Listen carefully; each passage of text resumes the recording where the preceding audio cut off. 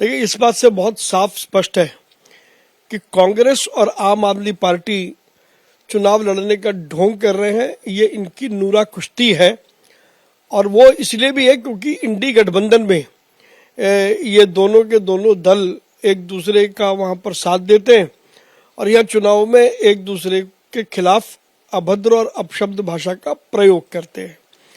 पृथ्वीराज चौहान जी ने जो बात कही है उससे बहुत स्पष्ट है कि ये लड़ाई सीधी भारतीय जनता पार्टी और आम आदमी पार्टी के बीच है और प्रधानमंत्री नरेंद्र मोदी के नेतृत्व में भारतीय जनता पार्टी प्रचंड बहुमत की सरकार निश्चित रूप से दिल्ली में बनाने जा रही है, क्योंकि अरविंद केजरीवाल का और आम आदमी पार्टी का 10 साल का काला सच वो दिल्ली की जनता के सामने आ गया है। तो एक तरीके से ये कह लें कि कांग्रेस ने चुनाव लड़ने से पहले ही अपनी हार मान ली है। देखिए, अगर कांग्रेस का एक वरिष्ठ नेता ये कह रहा है तो ये सीधे तौर पर कांग्रेस ने ये मान लिया कि उनका जनाधार खत्म हो चुका है और कांग्रेस के पास कुछ बचा नहीं है। इसलिए उनके वरिष्ठ नेता भी मानते हैं कि कांग्रेस मैदान में कहीं है ही नहीं और यही बात हम कह रहे हैं।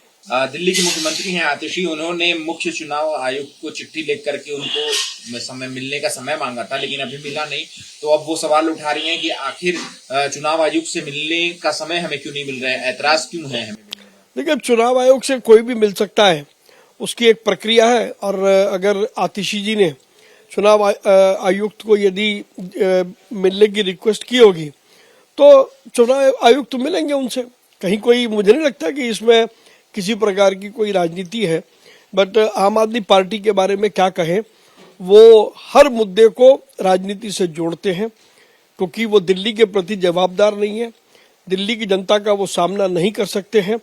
इसलिए हर मुद्दे को राजनीति से जोड़ करके उनकी 10 साल की जो विफलता है और जो उनको दिल्ली को लोगों को जवाब देना चाहिए, वो जवाब देने की स्थिति में है नहीं।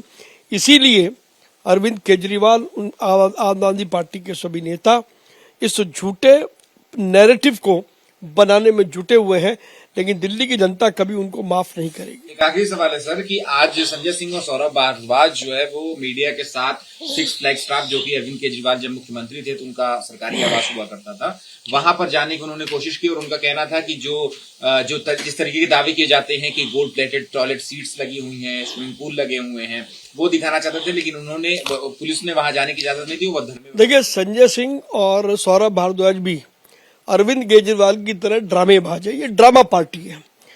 क्या इनके पास 6 फ्लैग स्टाफ की चाबी थी? क्या इनके पास अंदर जाने का अधिकार था? जब नहीं था तो कैसे ये मीडिया को ले गए वहां पर? इनको साफ पता था कि ये अंदर प्रवेश ही नहीं कर पाएंगे। और यदि आम आदमी पार्टी इतनी सच्ची है तो मैं चुनौती देता हूं, अरविंद केजरीवाल आम जनता को बताएं कि शीश महल के अंदर क्या कुछ था, तो दूध का दूध और पानी का पानी हो जाएगा।